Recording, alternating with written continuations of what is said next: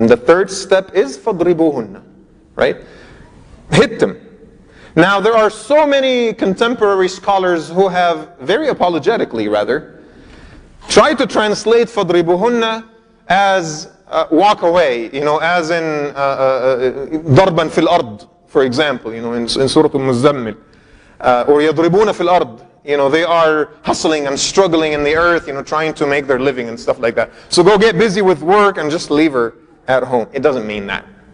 That's just a completely apologetic, Western-oriented perspective on the ayah, trying to show people, hey, the Quran doesn't say hit them. It does. It does. The third step is فَضْرِبُوهُنَّ, hit them. And I'll tell you inshallah in the course of this khatira what that actually means. Some of you think you know what it means, but I'll tell you what it actually means. Let me go back to what I said in my last khatira about the historical and the social context. Remember what Umar ibn Khattab said after they moved to Medina, the Muhajirin? They basically said, just to refresh our memories, they basically said that, we, the people of Muhajirin, we used to have full control over our wives, and we were a little bit violent. We used to, أهل مكة كانوا ضربين النساء. They used to hit their wives. And that was the norm in Mecca. It was not the norm in Medina. The women of Medina were very honorable, they rejected that.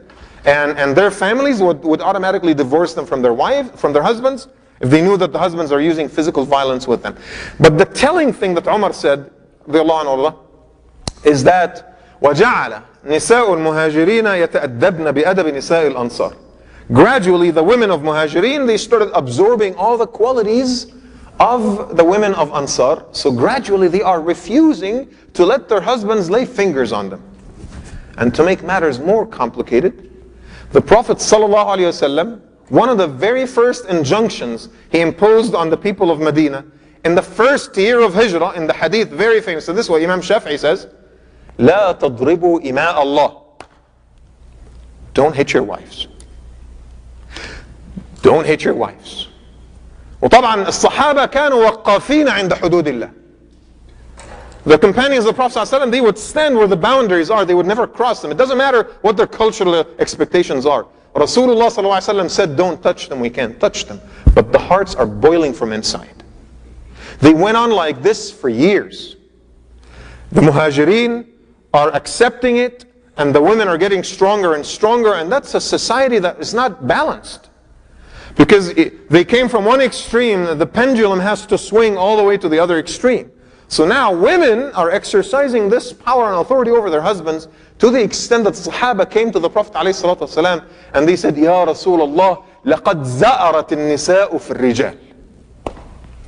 الزَّئِير, the roaring of a lion? Women are roaring in their husbands' faces. The situation has become very sensitive, Prophet of Allah. I don't know what to do with my wife anymore. She's yelling at me constantly and I can't lay a finger on her.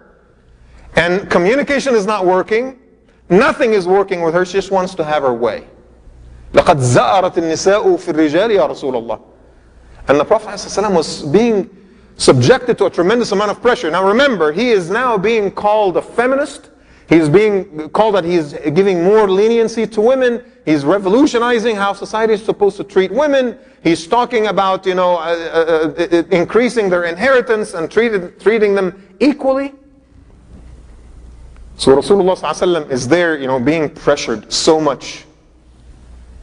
A couple of years into Hijrah, after Hijrah, like 4th or 5th year, the Prophet ﷺ eventually, because again, you have to understand, divorce rates were on the rise in Medina.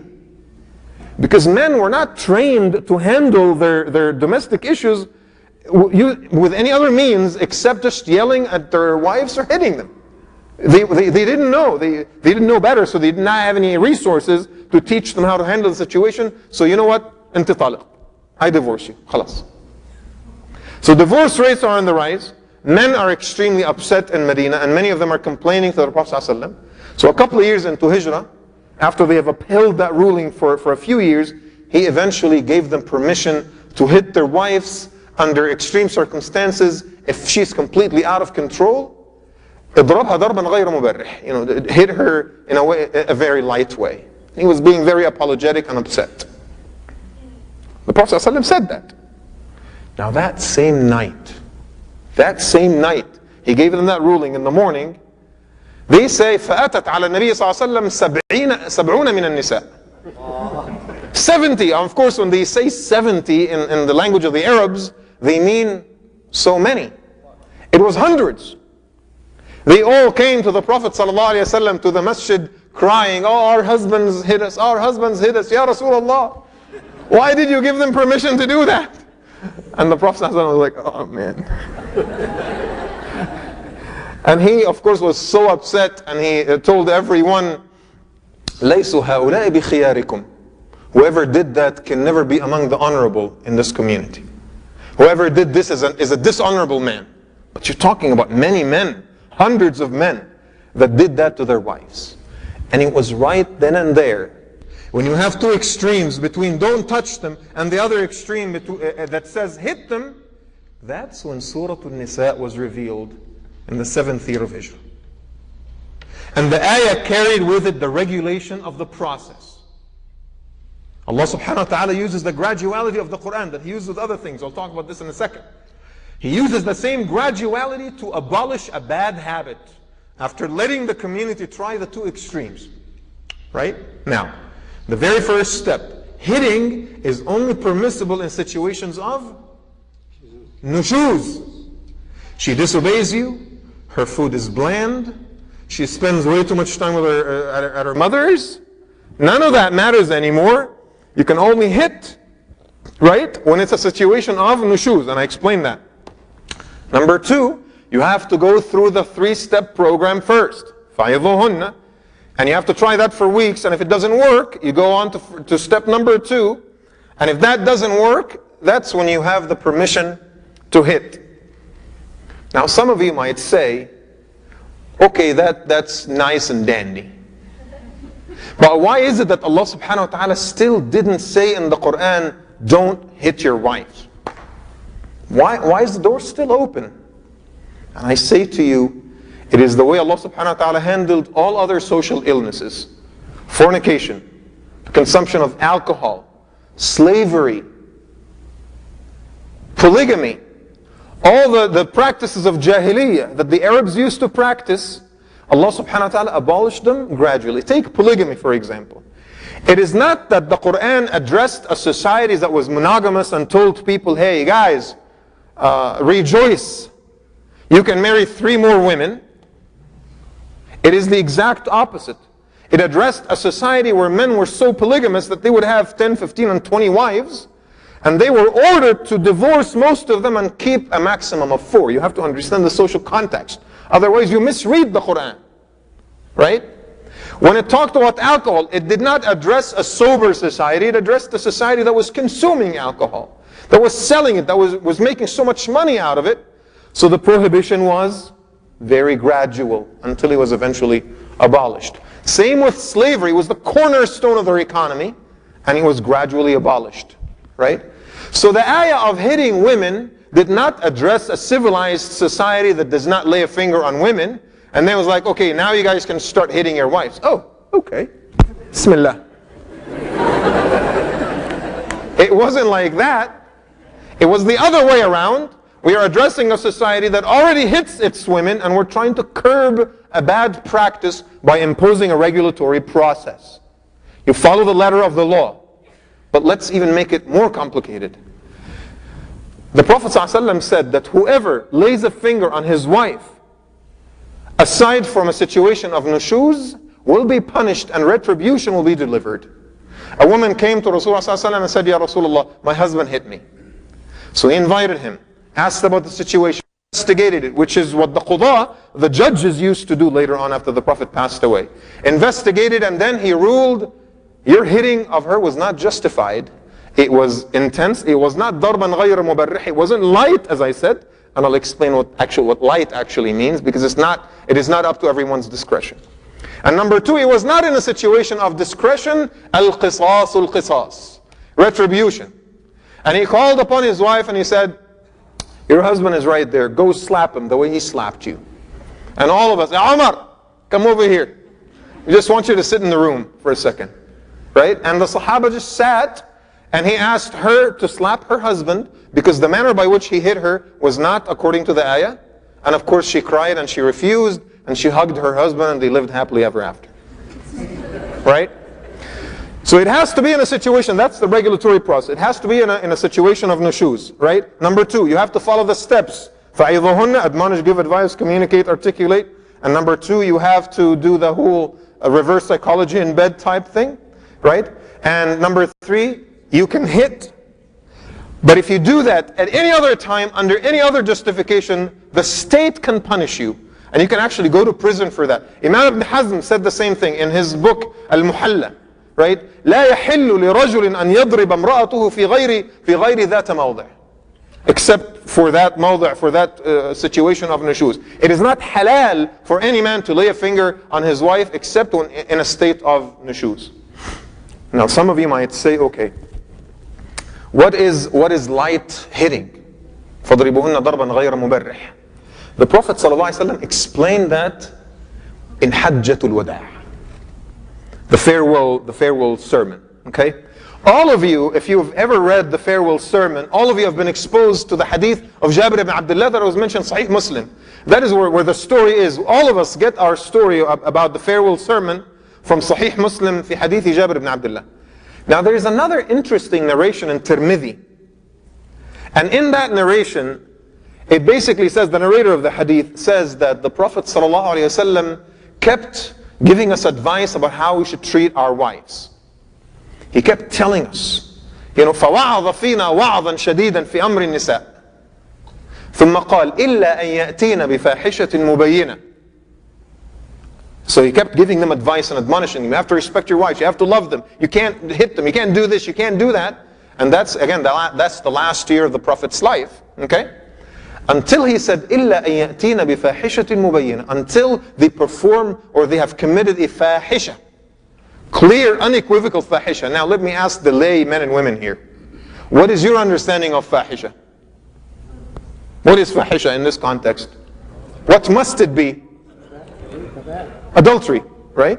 Most people understand fahisha as adultery. And this is what Imam Shawkani said again, Nailul Awtar, and the rest of the Mufassirin followed him on this as well.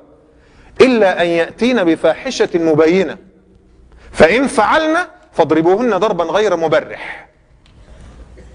And if they do commit zina, subhanallah, if they do commit adultery while married, right? That's when you can hit them ضَرْبًا غَيْرَ مُبَرِّحٍ. Now, Abdullah ibn Abbas wanted to understand, again, what we're trying to understand. Ya Rasulullah, what is ضَرْبًا غَيْرَ مُبَرِّحٍ? What is light hitting? And later on, when asked, he would tell them, Rasulullah sallallahu alayhi wa sallam says, أن يضربها بالسواك وما شابه. He hits her with a miswak or something similar. Ya Allah. Let me just show you how the Prophet is raising the bar. First, it used to be justified on offenses such as nushuz, right? The Prophet ﷺ upped the bar and he says, no, that's not enough anymore. That's not good enough. Nushuz is not good enough. I am upping the bar and I'm saying it has to be a sexual offense that the wife commits against her husband. And it has to be so clear and unequivocal. And I mean, I want you to think about this. Clear and unequivocal and established means that there are shuhud, there are witnesses. So there's this guy walking on his wife and she's with another man and there are 4 people sitting on chairs, drinking coffee. Witnessing the whole thing, and then they say, yes, we saw everything. And then he takes his miswak and he goes like. Do you see how he upped the bar? Sallallahu Alaihi Wasallam? From nushuz, he says, no, it has to be adultery. And that is the only situation where it becomes. Again, you have to go through the steps. فَعِظُهُنَّ وَهْجُرُهُنَّ. And then the third one is hit with a miswak. Some of the sisters might be like, okay, that's just silly. What is the miswak? You know the miswak, if you don't know what the miswak is, it's that little stick that we use to, brush our teeth. Think of a pencil, okay, just to make it easier on everyone. Think of a pencil. You just, one strike with a pencil like this. Some of the sisters will be like, hey, come on, what's the point? How is that going to change anything? And I say, hitting wives, according to the Quran, is a symbolic gesture of discontent. For a man who wants to keep the marriage together, who is willing to forgive his wife after she has committed adultery for this, because he loves her, because he is willing to forgive her, and he wants to maintain and sustain his family and take care of his children. Which is a rare percentage, I would say, of men that would allow that. Most men, when they see something like this, they would just divorce their wives. Okay? Now there's no place for honor killing in any of this. Do you see it? This is why we keep saying honor killing is murder. And you will stand before Allah subhanahu wa ta'ala as a murderer on the Day of Judgment. Because the Quran spoke clearly about how to handle sexual offenses in relationships. And it doesn't even talk about daughters. We're just talking about wives. Any other thing is not even mentioned in the Quran. You have no right to use violence with them. The only right that is given is, strike with a pencil if you know unequivocally that your wife has committed zina, right? Now, some of you might say, and let me inshallah conclude with this. Some of you might say, oh, you're saying this is a symbolic gesture. What does it mean really? When the husband strikes his wife with a pencil, I would say what the Prophet ﷺ meant is use a gesture of unhappiness and discontent that is compatible with your society and your culture. And that is how women would basically get hurt and get the idea that what they've done against their husbands is completely unacceptable. And in Arab society, they might respond to that simple gesture. Let me ask you a question. Right here in America, if a woman sees her husband cheating on her, it is perfectly acceptable for her to commit an act of violence against him that society never considers to be domestic abuse. What is that? She give him a good slap on his face. Right? Bam! And then the husband that is a gentleman, respectful, cannot do anything. Right? He takes the slap. Right? Now let me ask you, Wallahi al-Azim, because people just keep attacking us. And they keep saying, oh, the Quran sanctions violence against women. Let me ask you, in American society, in a different cultural context, it's okay for a woman that saw her husband cheating on her, it's okay to slap him on the face. But it is not okay for the Muslim man to slap his wife on the face if he saw her cheating on him. How's that? This is the story of hitting women in the Quran, right there. At the end of the day, the book of Allah subhanahu wa ta'ala turns out to have a more civilized and more beautiful code than all those man-made accepted cultural practices. And that's why this is the book of Allah. لو أنزلنا هذا الكتاب على جبل لرأيته خاشعا. If this Quran was revealed on a mountain, the mountain will shake. Why? Because the mountain will be able to see the secrets, the timeless secrets of the Quran, the applicability of the Quran, the consistency of the Quran across cultures, across civilizations. It is not 50 years ago in America, it was okay for the husband to slap his wife. 100 years ago in America, it was perfectly fine for the husband to beat his wife, give her a good beating. Today, it's okay for the wife to slap her husband. 25 years from today, it'll be okay for the children to slap their mothers. Right? We're headed in that direction. And we keep adjusting the way we treat each other based on culture that is arbitrary. But the Quran is consistent. It doesn't matter where you are, what you do, what kind of culture, what kind of circumstances, you follow the letter of the Quran. And it is unfortunate how something so beautiful was manipulated, was twisted over the centuries, right? Despite the consensus of the scholars that men are not supposed to hit their wives. Considering the ayah itself, it is just so unfortunate to see. You think any man that understands that would ever lay a finger on his wife? That's the guidance of the Quran that was lost. That's the guidance of the Quran that was lost. And I ask Allah subhanahu wa ta'ala that every single one of you will become an ambassador of peace and take this strongly, unapologetically, and swiftly, and share this with courage with everyone out there. You can never be apologetic about the teachings of the Quran, because in the book of Allah subhanahu wa ta'ala is the ultimate good. I ask Allah subhanahu wa ta'ala to increase our knowledge of His deen. I ask Him subhanahu wa ta'ala to establish us with firmness on His path. I ask Allah subhanahu wa ta'ala to guide us to make the best decisions and choices possible under the most difficult of circumstances.